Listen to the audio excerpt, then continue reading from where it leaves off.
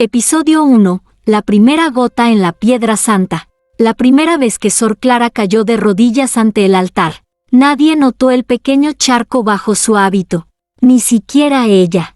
Era madrugada, y la capilla estaba vacía salvo por el eco lejano del viento entre los vitrales. Clara se había escapado de su celda, descalza, vestida solo con su hábito blanco. Su cuerpo temblaba, no de frío, sino de una urgencia inexplicable que le quemaba por dentro. Se arrodilló frente al altar y cerró los ojos. Rezaba en silencio, como siempre, pero esa noche, las palabras del Padre Nuestro no salieron de su boca, surgieron desde otro lugar, desde muy adentro, y fueron distintas, más lentas, más húmedas. De pronto, una imagen atravesó su mente como un rayo. No era un santo, ni una virgen gloriosa. Era un rostro oculto por la luz, una silueta celestial que la observaba desde el cielo del retablo. Un susurro rozó su oído. «Estoy aquí, en ti». El aire de la capilla se volvió denso, casi líquido. Clara soltó un gemido ahogado, breve, casi inocente, y sus muslos se tensaron. Bajó la cabeza al suelo de mármol helado y sintió como su cuerpo se rendía, como si algo, o alguien, lo hubiese poseído por dentro. Cuando abrió los ojos, lo vio, una gota, transparente, deslizándose por su pierna, marcando un rastro entre las grietas del suelo del convento. El mármol absorbió ese líquido como si fuera sangre en la tierra. Clara tragó saliva, en silencio. ¿Qué había sido esa visión? ¿Por qué su cuerpo había reaccionado así? Al regresar a su celda, pasó por delante del retrato del Cristo crucificado. Por un segundo, creyó que los ojos de la estatua la seguían. Incluso pensó ver una sonrisa sutil en los labios inertes de piedra. Se cubrió el rostro con ambas manos, temblando, pero no de miedo, ni de culpa, sino de una emoción nueva. Una mezcla impura de fervor y deseo. Esa noche no pudo dormir.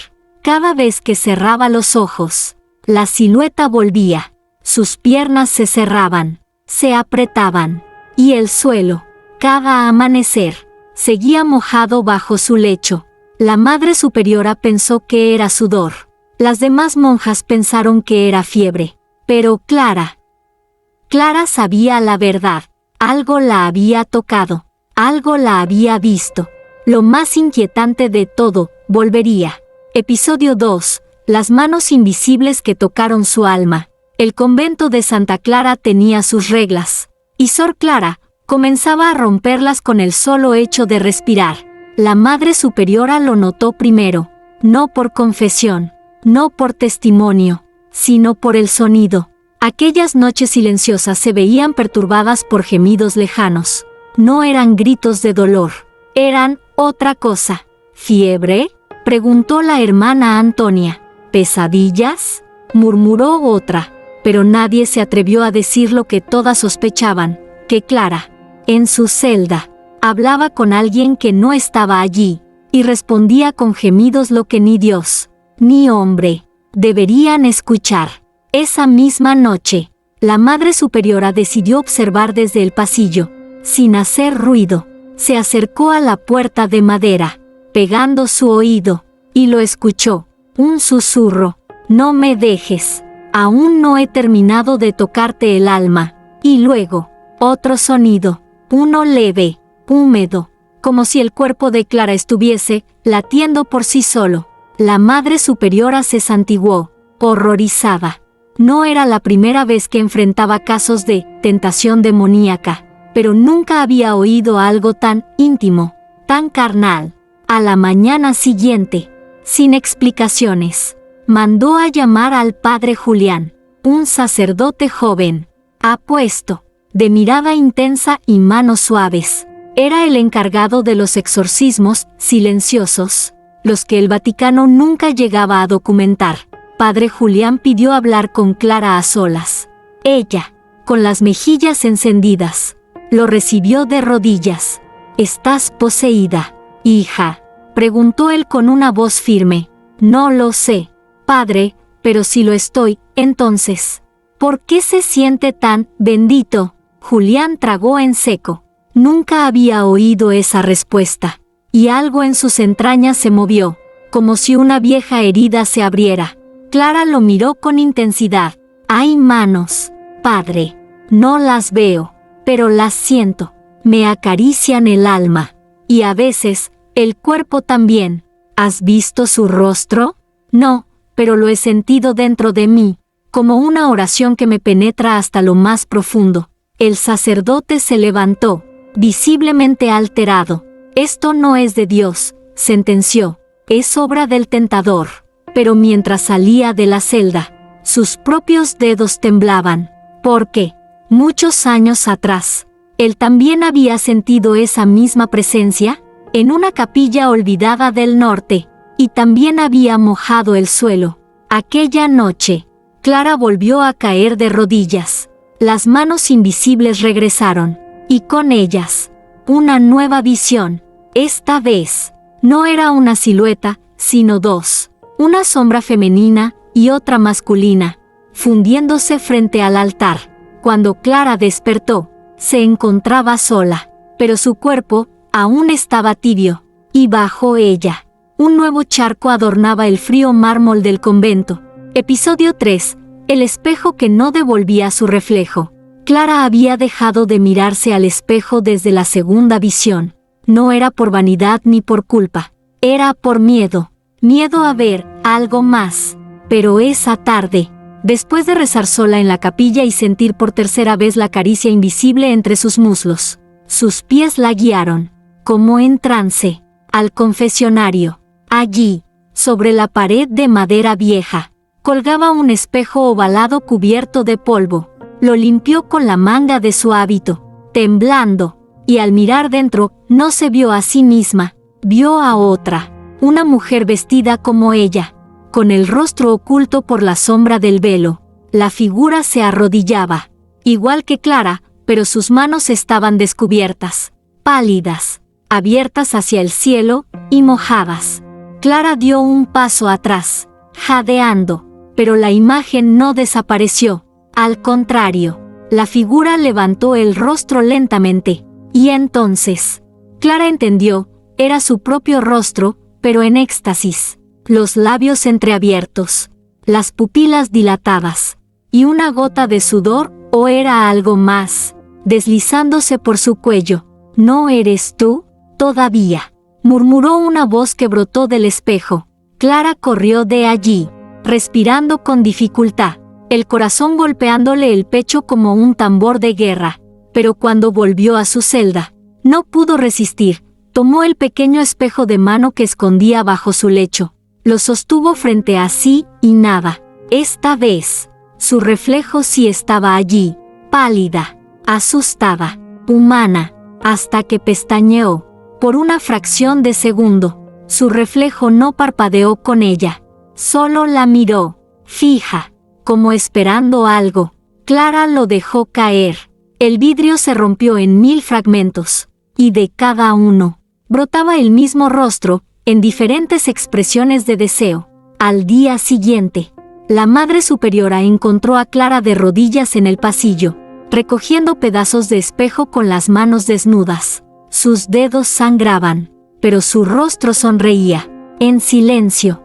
¿Qué estás haciendo, hija? Recojo mi imagen. Madre, la verdadera. Esa noche, padre Julián volvió. Quería llevar a Clara a Toledo, al monasterio mayor, para examinarla a fondo, pero cuando entró a su celda, la encontró de pie frente al espejo de la pared, inmóvil, respirando lentamente. ¿Qué ves, Clara?, preguntó él. Ella respondió sin girarse. Una mujer que ya no es solo carne, y que ya no necesita permiso para mojarse ante la presencia de lo sagrado. Mientras hablaba, una gota cayó al suelo. No era sangre, no era agua bendita, pero el mármol la absorbió, como si la reconociera. Episodio 4. El sudario que gemía al tocar su piel. Desde que Clara tuvo aquella visión en el espejo, algo cambió en la capilla. Algo imperceptible, pero profundamente perturbador. Las velas comenzaban a derretirse solas. incluso sin haber sido encendidas. El aire olía diferente, no a incienso, sino a piel tibia, como si el cuerpo de una mujer acabara de entregarse sobre el altar. Pero lo más inquietante era el sudario, un paño blanco, bordado con hilos dorados, que servía para cubrir el cáliz después de misa, siempre limpio, siempre seco, hasta que Clara empezó a rezar con él entre las manos. Cada vez que lo tocaba, el sudario gemía, no con voz humana, sino con un sonido leve, húmedo, como un suspiro atrapado en tela. Una tarde, Clara se acercó sola al altar. Las demás monjas estaban en la huerta. Ella lo sabía. El sol se filtraba a través de los vitrales, tiñendo su rostro de rojo y púrpura. Colocó el sudario sobre sus hombros, y al instante, sintió un estremecimiento. No era tela, era piel viva, caliente, palpitante. Reza, desnuda del alma, murmuró una voz que no era suya, pero hablaba dentro de ella. Clara cerró los ojos y sus labios comenzaron a moverse sin sonido. Sus dedos acariciaban el paño con devoción, mientras su respiración se hacía más profunda, más temblorosa. Cuando terminó la oración, notó que el sudario goteaba. Sí, goteaba. Una humedad espesa, tibia, resbalaba por la tela hasta sus muslos. Alarmada, lo dobló rápido y lo escondió bajo el altar. Pero esa noche, la Madre Superiora la llamó. El sudario huele raro, hija, como si hubiese sido usado por dentro. Clara agachó la cabeza. Sus mejillas ardían. No respondió. No podía. La Madre Superiora ordenó quemarlo. Aseguró que había sido corrompido. Pero cuando lo arrojaron al fuego del horno del convento, no ardió. Al contrario, el fuego se apagó al instante. Esto no es obra de Dios, susurró una hermana al fondo. Es un manto de tentación. Esa misma noche, Clara se coló en la cocina. Recuperó el sudario entre cenizas frías. Aún húmedo, lo llevó a su celda. Lo escondió debajo de sus sábanas. Y allí, por primera vez, lo colocó sobre su vientre desnudo, no para pecar, sino para entender, para escuchar el gemido completo. Y lo escuchó. Un nombre, una palabra nunca antes pronunciada en ningún idioma del convento. Sael. Clara lo repitió, con la voz quebrada. Sael. Y al hacerlo, el sudario se agitó como si respirara, como si invocara. Afuera, la campana del convento sonó 3 veces. Nadie la había tocado. Y bajo su cama, una gota cayó. No era agua, ni sudor, ni pecado. Era revelación. Episodio 5. Las lenguas que hablaban en su interior. Desde la noche en que Clara susurró, Sael, su cuerpo dejó de pertenecerle del todo. Las otras monjas lo notaban. Caminaba distinta, con una lentitud casi felina. Ya no bajaba la mirada ante la Madre Superiora. Tampoco comía en silencio. Su boca, antes cerrada como una rosa sin sol, se movía ahora constantemente, rezando palabras que nadie entendía. Un día, durante el rezo comunitario, Clara comenzó a murmurar en medio del Ave María, pero no en español, ni en latín. Era otro idioma, uno que sonaba a gemido antiguo, a lengua mojada en fuego y ceniza. Las demás monjas se miraron, confundidas. ¿Qué está diciendo?, susurró una. No lo sé, pero siento que me aprieta el pecho, contestó otra. Clara no se detuvo. Su voz se elevaba como una plegaria poseída. Algunas monjas se taparon los oídos. Una incluso se desmayó. La Madre Superiora interrumpió la oración con un golpe seco en la mesa. Silencio. Pero Clara seguía hablando, sus ojos en blanco, su cuello arqueado hacia atrás. Y entonces, el crucifijo de madera que colgaba sobre el altar se cayó. Nadie se atrevió a recogerlo. Esa noche, en su celda, Clara volvió a hablar sola. Sael, ¿quién eres?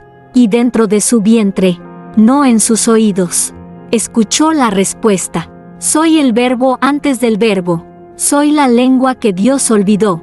Clara se llevó la mano al pecho, temblando. Las palabras le salían como suspiros, como fluidos. Comenzó a escribir en la pared con un trozo de carbón. Símbolos extraños, círculos abiertos, curvas que se cerraban en forma de cuerpo. Cuando amaneció, su celda parecía un templo prohibido. Las paredes gemían en silencio, cubiertas de signos que vibraban ante la luz. La Madre Superiora entró de improviso y se quedó helada. ¿Qué has hecho, hija?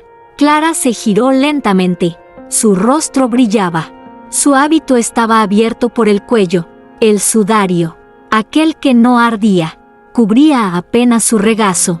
He traducido lo que llevo dentro, respondió con una sonrisa. Y aún no termino. El padre Julián fue llamado de nuevo. Esta vez, con urgencia. Llevaba un crucifijo en la mano y agua bendita en la otra. Pero al entrar en la celda de Clara, cayó de rodillas, porque en una de las paredes, escrita con la caligrafía húmeda de Clara, estaba su propio nombre, no en castellano, sino en aquella lengua que él también había soñado de niño, una vez, durante una fiebre. ¿Cómo lo sabes?, susurró él, temblando. Clara se acercó, le colocó una mano en el pecho, y en su oído, le dijo, porque tú también fuiste tocado, tú también mojaste el suelo, y callaste. Episodio 6. Cuando el suelo se abrió bajo sus rodillas. La tierra no tiembla en Toledo, no sin razón divina. Y sin embargo, la noche del 13 de septiembre de 1978, el suelo del convento crujió, justo debajo de Clara. Fue durante la oración nocturna. Las monjas rezaban en silencio. Clara, como siempre, de rodillas en el centro del coro, el mármol frío bajo sus piernas desnudas, ocultas por el hábito abierto. La Madre Superiora vigilaba, tensa, mientras Clara murmuraba su idioma imposible, esa lengua suave y líquida que se deslizaba entre los rezos como un susurro impuro. Sael, Calle, Lum. De pronto, un sonido seco, una grieta. El suelo bajo Clara se abrió apenas unos centímetros. Nadie más pareció notarlo, solo ella. Sintió una corriente de aire tibio salir desde las profundidades. No olía a tierra, olía a incienso, sudor y deseo. Clara bajó la cabeza y extendió las manos, como si recibiera una bendición directa del abismo. Sus labios se entreabrieron, sus ojos se pusieron en blanco, y un gemido lento, casi sacro, emergió de su garganta. La Madre Superiora se puso de pie de golpe. Suficiente, basta ya. Pero fue entonces cuando todo el convento tembló. Las velas parpadearon, las paredes vibraron, y el suelo, allí donde Clara estaba arrodillada, se agrietó aún más. Una cruz invertida se formó en el mármol, exacta, perfecta, como si alguien la hubiera tallado desde abajo. Después de la misa, el caos. Las monjas lloraban. Una tuvo un ataque de pánico. Otra decía haber visto a Clara levitar por unos segundos. La Madre Superiora encerró a Clara en su celda, sin comida, sin agua, solo con una Biblia y un rosario de madera. Pero al entrar a la celda por la mañana, la Biblia estaba empapada, las hojas pegadas entre sí, y el rosario tenía nudos en cada cuenta, como si hubiese sido estrangulado por manos invisibles.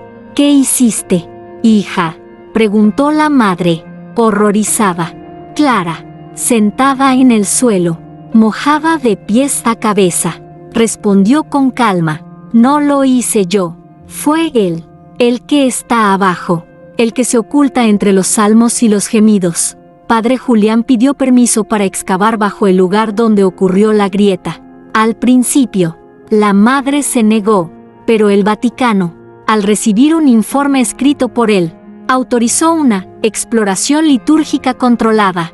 Cuando levantaron la primera losa del altar, encontraron algo que nadie esperaba. No huesos, no reliquias, sino una tela blanca, antiquísima, con la misma forma que el sudario de Clara, y con la misma humedad. Al tocarla, Uno de los obreros se arrodilló y comenzó a llorar sin razón, y el suelo volvió a temblar. Episodio 7. El sacerdote que sintió lo mismo. Padre Julián no dormía desde hacía días. Desde que Clara pronunció su nombre en aquella lengua húmeda y prohibida, algo dentro de él se había activado. Algo antiguo, algo sucio y sagrado al mismo tiempo. La imagen lo perseguía, Clara, de rodillas, el sudario mojado entre sus piernas, sus labios temblando en oración, y esa grieta bajo sus rodillas como una herida abierta en la piedra. Pero lo que más lo atormentaba no era lo que veía, era lo que recordaba. Tenía 17 años cuando lo enviaron como novicio a un monasterio en las montañas de Burgos.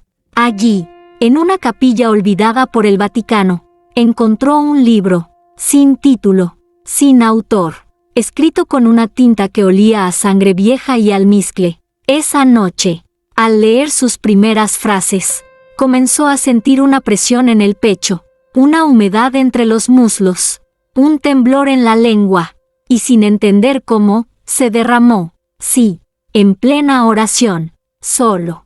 El suelo bajo él se volvió cálido, y el nombre que escapó de sus labios no era Jesús, sino algo más gutural, más dulce, más mojado. Sael.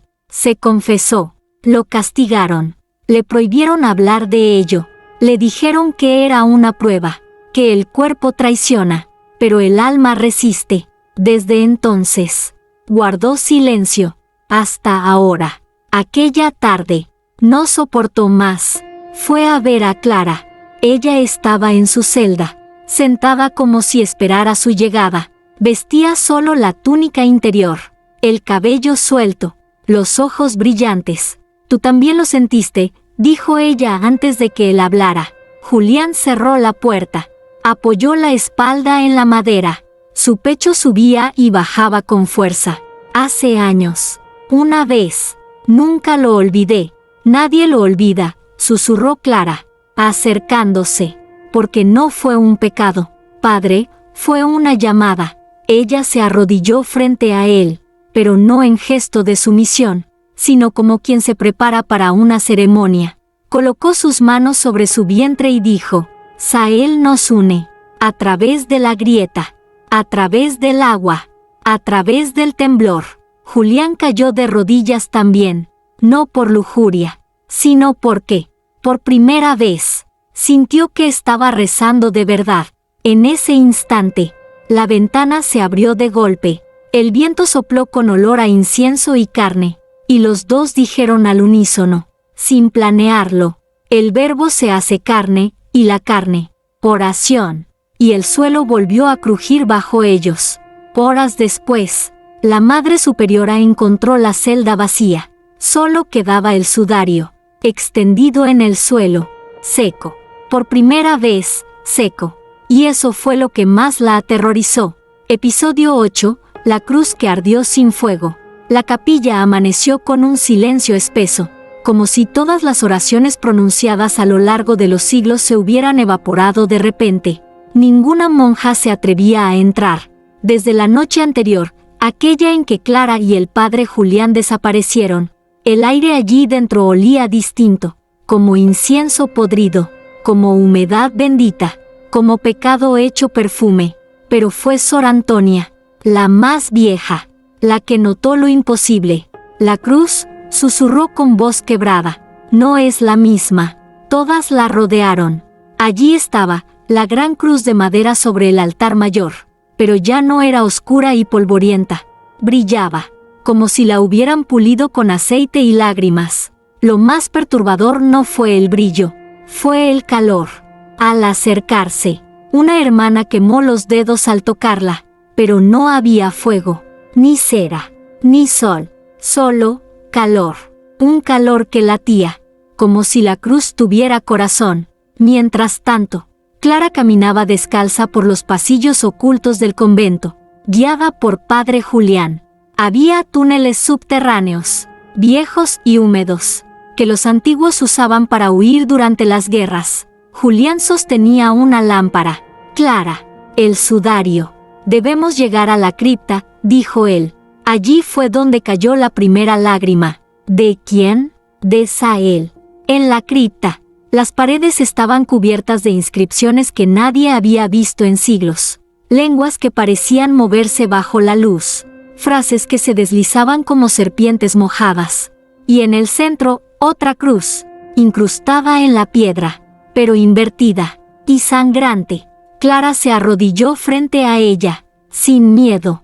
El sudario se deslizó por sus hombros, tocando el suelo. Julián cayó de rodillas a su lado. Ambos comenzaron a rezar, no con palabras, con sonidos, con suspiros, con fluidos. La cruz comenzó a vibrar, sin fuego, sin chispa, pero ardía. Ardía con un calor que no venía del infierno, sino de un vientre santo. En la capilla, al mismo tiempo, la cruz del altar comenzó a gotear. Sí, gotas, espesas, dulces. No era sangre, no era agua bendita, era algo intermedio, algo nuevo, algo vivo. Sor Antonia se desmayó al olerlo. En la cripta, Clara abrió los ojos. Su cuerpo brillaba de sudor.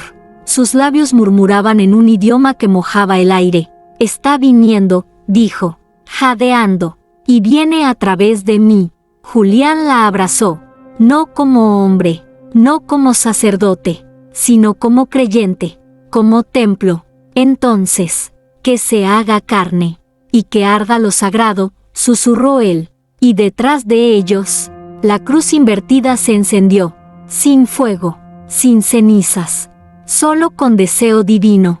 Episodio 9. El ángel que la besó en sueños. Desde aquella noche en la cripta, Clara ya no caminaba, flotaba.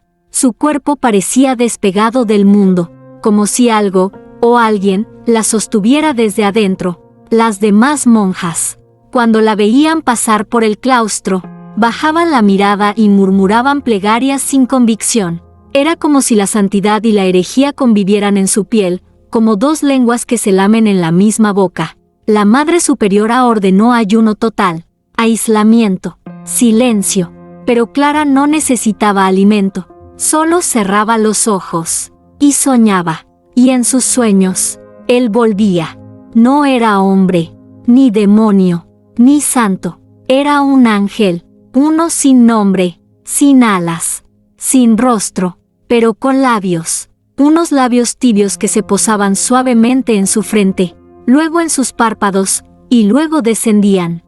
Cada beso era una bendición húmeda, un susurro que decía, no eres pecadora, eres puerta. Clara gemía en sueños, pero no de placer, ni de miedo. Gemía como gime la tierra antes de la lluvia, como el mármol antes de quebrarse. Una madrugada, Sor Leticia, su compañera de celda en los primeros años, se armó de valor y fue a espiarla. La puerta de la celda estaba entreabierta. Dentro, Clara dormía desnuda, envuelta apenas en el sudario. El aire tenía un perfume que no era de este mundo, algo entre incienso, flor marchita y carne en oración. Y entonces Leticia lo vio, no directamente, pero lo sintió, una figura sobre Clara, hecha de sombras que no daban miedo. Una silueta inclinada, posando su rostro invisible sobre el vientre de la joven, y al hacerlo, el cuerpo de Clara se arqueó como una ofrenda. Leticia contuvo el grito, corrió, despertó a la Madre Superiora. La tocan en sueños, está con alguien que no se ve. Al día siguiente, Clara fue interrogada, pero no respondió, solo dijo una frase, me besa donde solo Dios debería hablar. La Madre Superiora la abofeteó. Clara no lloró, pero una lágrima cayó desde el techo, justo sobre el misal, y lo mojó. Esa noche, el ángel volvió, pero algo había cambiado. Esta vez, no solo la besó, le habló, desde adentro, con una voz líquida. Estoy formándome en ti. Cada visión tuya me da forma, cada temblor me da huesos. Cada gota que cae, me da alma. Clara jadeó en sueños, y al despertar, supo que ya no estaba sola. No lo había estado nunca. Al amanecer, su celda olía a nardo, y en su vientre había una marca, no de fuego, no de tinta, sino de luz. Una luz que solo se revelaba cuando mojaba el suelo bajo ella. Episodio 10. El éxtasis que trajo la tormenta. Nadie en el convento dormía la noche del 23 de septiembre. El cielo sobre Toledo ardía sin fuego. Las nubes se acumulaban como sábanas manchadas sobre una cama celestial. El aire pesaba. Los perros aullaban. Y Clara gemía desde su celda. Sus suspiros llegaban hasta el claustro. No eran gritos. Eran oraciones que parecían haber olvidado la palabra Dios. La Madre Superiora, desesperada, convocó a todas las monjas a rezar el rosario en voz alta, pero sus voces temblaban. Algunas contaban las cuentas del rosario con dedos mojados. Sí, mojados. No por agua, ni por sudor, sino por algo más espeso, algo que parecía bajar desde los muros mismos. Clara, en su trance, ya no hablaba, cantaba, una melodía lenta, sin idioma, pero con cuerpo, una melodía que hacía vibrar las velas, que erizaba las baldosas, una melodía que comenzaba en su garganta, pero terminaba entre sus piernas. Ella lo sabía, Sael ya no era un visitante, era un huésped, y en ese momento, pedía salir. A las 3 en punto, un trueno desgarró el cielo, y la lluvia cayó, no como agua bendita, no como castigo, cayó caliente, vaporosa, con aroma a incienso y almendra. Las puertas de la capilla se abrieron solas, las velas se apagaron sin viento, y en el centro del altar, Clara apareció, desnuda, envuelta en el sudario como una túnica sagrada, con la marca de luz latiendo en su vientre. Nadie la vio llegar, pero ahí estaba, de pie, bajo la tormenta que ahora caía dentro del templo. Sí, dentro. El techo no tenía grietas, pero llovía. Cada gota que tocaba el suelo se convertía en vapor. Cada paso de Clara dejaba un charco que no se evaporaba, sino que se expandía. Padre Julián entró corriendo, empapado, desesperado. Clara, Clara, no lo hagas. Ella lo miró con ternura. Ya no hay nada que hacer, padre, solo nacer. Clara se arrodilló, y el suelo tembló. El altar crujió como un cuerpo que se abre, y desde el centro del mármol brotó una flor de luz, una especie de hongo brillante, vivo. Julián cayó de rodillas. ¿Qué es eso? Clara sonrió. Es la forma que toma un éxtasis cuando ya no cabe dentro de una mujer. La tormenta cesó, pero la humedad quedó, para siempre, y bajo el altar, entre la cruz invertida y las gotas sagradas, una grieta se abrió, profunda, oscura, mojada. Clara la miró, y dijo, está listo, el canal está abierto. Episodio 11, la confesión que rompió el silencio. Las paredes del convento amanecieron manchadas de humedad, pero no era la humedad del clima, era otra, más íntima, más densa, como si la piedra recordara lo que había sentido bajo las rodillas de Clara. Ese amanecer, la Madre Superiora no dirigió la oración, estaba en su habitación, rezando sola, pero no por fe, sino por miedo. Mientras tanto, Clara caminaba entre los pasillos como quien acaba de dar a luz a una revelación. Su rostro brillaba. Sus pies descalzos dejaban huellas que desaparecían lentamente, como si fueran absorbidas por el mismísimo suelo. Padre Julián la esperaba en la capilla, tembloroso, con el rostro entre las manos. Él había visto la grieta, había olido la flor de luz, había sentido el temblor de Dios, pero también el de su propio cuerpo, y por primera vez en años, necesitaba confesarse. Padre, dijo Clara con voz suave, quiero que escuche lo que nunca he dicho en voz alta, ni siquiera a mí misma. Se arrodilló frente a él, no como penitente, sino como oráculo. He sido tocada, no por un demonio, ni por un ángel, sino por algo que está entre ambos, algo que respira entre los silencios del Evangelio, Algo que me penetra cada vez que rezo, y que gotea a través de mí cuando callo. Julián tragó saliva. El crucifijo que colgaba de su cuello ardía, aunque no había fuego. Clara, eso que sientes, no es santo. ¿Y qué es lo santo, padre? Susurró ella, inclinándose hacia él. Lo que se seca, o lo que fluye. Hubo un silencio, de esos que pesan como cadenas. Clara continuó. Cada gemido mío ha sido una oración, cada visión, una profecía húmeda, y cada temblor, una puerta que se abre. Padre Julián cayó de rodillas. Yo también lo sentí, Clara, desde joven, desde antes de saber lo que era el deseo. Yo también mojé el suelo del templo, y mentí diciendo que era sudor. Clara le tomó el rostro entre las manos. Entonces, padre, permítame absolverlo. Lo besó, no en los labios, en la frente, como los ángeles que besan en sueños. Esa tarde, la Madre Superiora la mandó encerrar en la cripta. Decía que había blasfemado, que debía purgar su carne con silencio y oscuridad. Clara no resistió, no gritó, entró voluntariamente, como quien regresa a casa. Antes de cerrar la puerta, dijo: no temo al encierro, porque la voz que me habla nunca se calla. Y justo antes de que la oscuridad la envolviera, dejó una última confesión. Sael ya no me visita, ahora vive en mí. Episodio 12. El agua bendita que brotó de su vientre.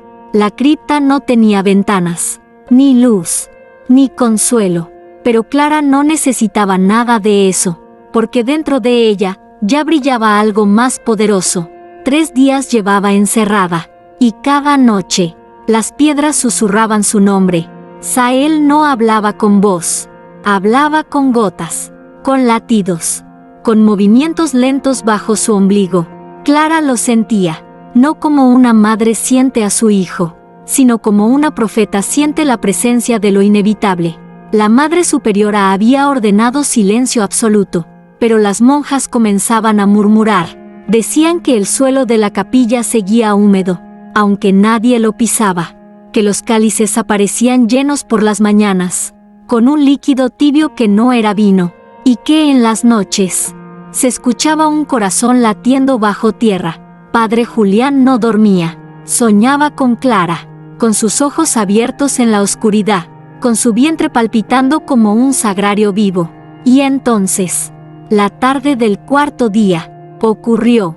Una grieta se abrió desde la cripta hasta el altar, y de ella brotó agua, pero no era agua común, no tenía olor, no tenía sabor. Sin embargo, al tocarla, las monjas cayeron de rodillas, lloraban, reían, gemían, como si cada gota lavara un recuerdo que no sabían que llevaban dentro. Padre Julián corrió hacia la cripta, empujó la pesada losa de piedra y bajó por la escalera.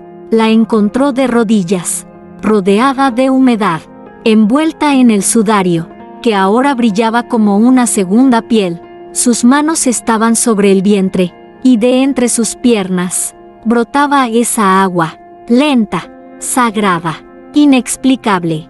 ¿Qué es esto, Clara?, susurró él, con los ojos llenos de lágrimas.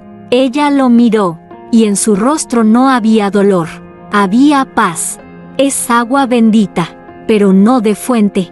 Es bendita porque ha nacido de una visión, porque ha cruzado mi cuerpo, y ha escuchado a Dios gemir.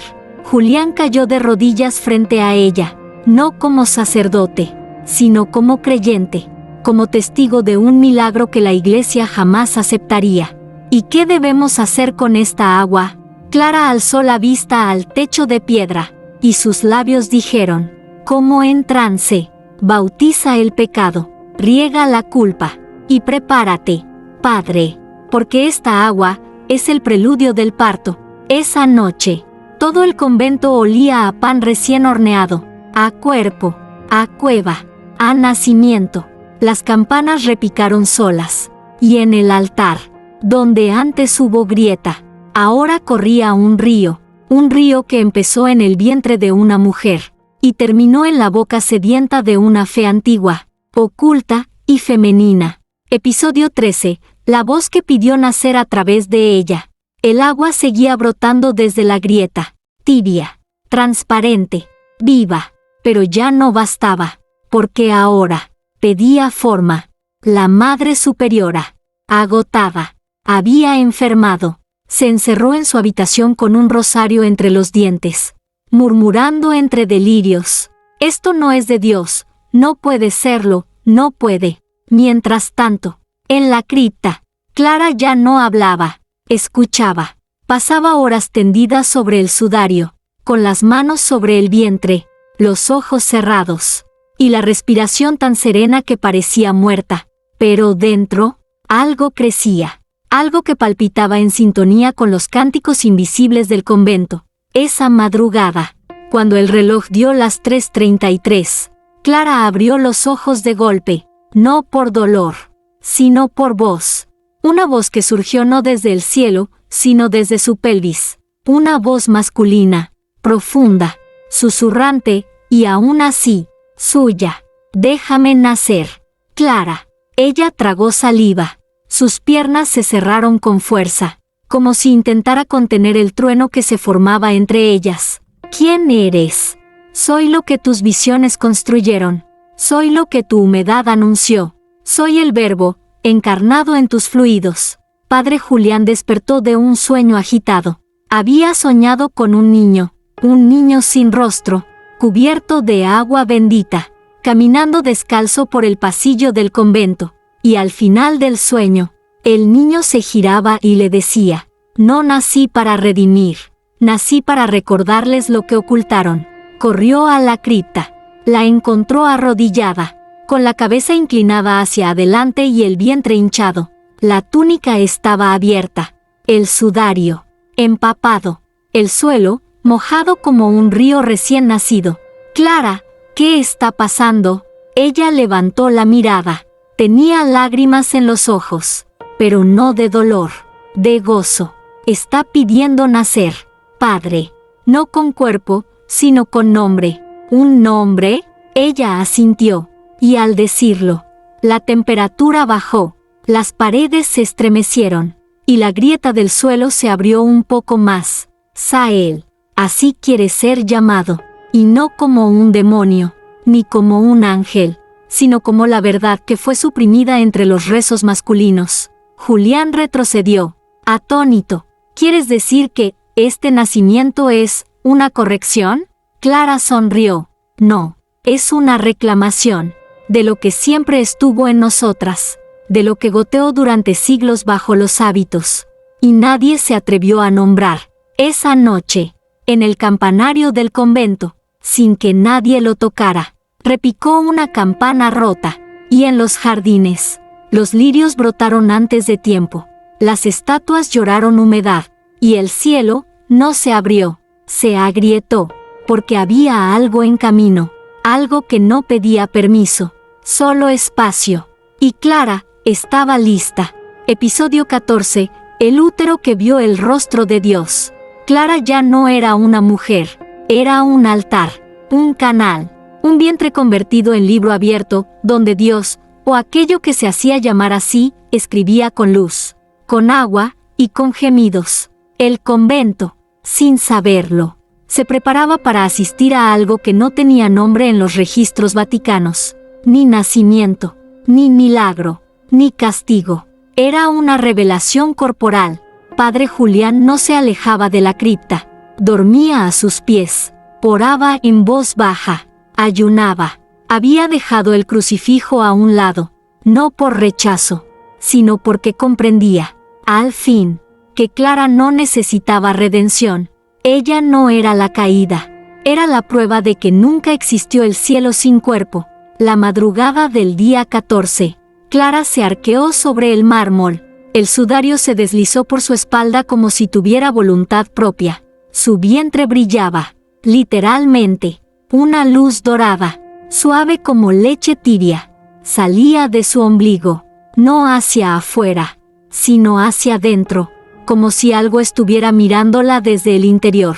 Y fue entonces cuando lo vio, no con los ojos, sino con el útero. Una visión clara, nítida, irracionalmente dulce. El rostro de Dios, pero no el Dios de las iglesias, ni el de las Biblias, ni el de los crucifijos. Era un rostro de múltiples sexos, con labios de mujer, con barba de anciano, con ojos de niña, y lengua de agua. ¿Eres tú?, preguntó Clara, sin moverse. Soy el que no cabe en las escrituras. Soy el que gotea desde los siglos. Soy el que olvidaron en los vientres. Y su luz llenó la cripta. Julián cayó al suelo, llorando, no por miedo, sino porque, por primera vez, sentía que Dios estaba completo, no solo en el Padre, no solo en el Hijo, sino en el cuerpo que tiembla, moja y da forma. Clara gimió, no de placer ni de dolor, sino de entendimiento. Su vientre se abrió en contracciones suaves, como respiraciones. Cada espasmo era una sílaba, y con cada sílaba, el rostro dentro de ella se hacía más nítido, hasta que ya no fue necesario verlo, solo sentirlo, porque Dios no había bajado del cielo, había subido desde su útero. Al amanecer, el agua dejó de brotar, el sudario estaba seco, la grieta cerrada, pero Clara seguía allí, tendida, en paz, con los ojos cerrados y una sonrisa serena, y en su vientre ya no brillaba luz, sino silencio luminoso. ¿Y ahora?, susurró Julián. Clara respondió con un murmullo apenas audible. Ahora, falta lo último, la visión final, la que hará temblar y mojar por última vez. Episodio 15, la visión final que la hizo temblar y mojar el suelo por última vez. El convento estaba en silencio, no un silencio cualquiera. Era el silencio que llega después de una tormenta o antes de una verdad. Las monjas caminaban despacio, sin hablar, como si el aire hubiera cambiado de densidad, como si la piedra del lugar ya no fuera la misma, como si el alma del convento hubiera sido tocada por algo que ninguna regla podía nombrar. Y en el corazón de todo, seguía Clara, tendida sobre el altar, desnuda, envuelta en el sudario sagrado, ahora seco, casi transparente. Su piel brillaba como si hubiese absorbido el cielo, y su vientre ya no latía, porque ya había parido, no un hijo, no un demonio, no un ángel, sino una visión. Padre Julián la miraba desde el primer banco, con los ojos húmedos. Sabía que ese momento era el último, el final de una historia que había empezado mucho antes de Clara. Una historia escrita en los cuerpos silenciados de todas las mujeres que alguna vez temblaron en secreto mientras rezaban. Clara abrió los ojos, y lo vio, la visión final, la que venía solo una vez en la vida, o en la muerte. No era una figura, ni un rostro, ni siquiera una palabra. Era un espejo líquido, suspendido en el aire, y dentro de él, vio una virgen de rodillas que sangraba cada vez que escuchaba el nombre de Dios, un sacerdote que se tocaba al oír confesiones impuras, una estatua que lloraba sangre solo cuando ella rezaba, y a ella misma, mojando el suelo del convento, una y otra vez, sin culpa, sin vergüenza, con fe. La visión no juzgaba, solo revelaba, y Clara tembló, por última vez, como cuando todo empezó. Sus piernas se cerraron, su pecho se arqueó, y entre sus muslos, una gota cayó, silenciosa, sagrada, final. El mármol del altar absorbió aquella última ofrenda como quien guarda un secreto eterno, y entonces, el sudario se desprendió de su cuerpo, y voló, no hacia el cielo, sino hacia el centro de la capilla, donde se deshizo en polvo dorado. Clara exhaló, no como quien muere, sino como quien completa una misión. Ahora, susurró, el convento ya no pertenece al silencio, pertenece a las que se atreven a temblar, a mojar, a mirar dentro, y no apartar la vista. Y sus ojos se cerraron, pero la grieta bajo el altar nunca lo hizo, porque hay visiones que no mueren, solo esperan otra boca para rezarlas, otro cuerpo para sentirlas. Otro suelo, para mojarlas.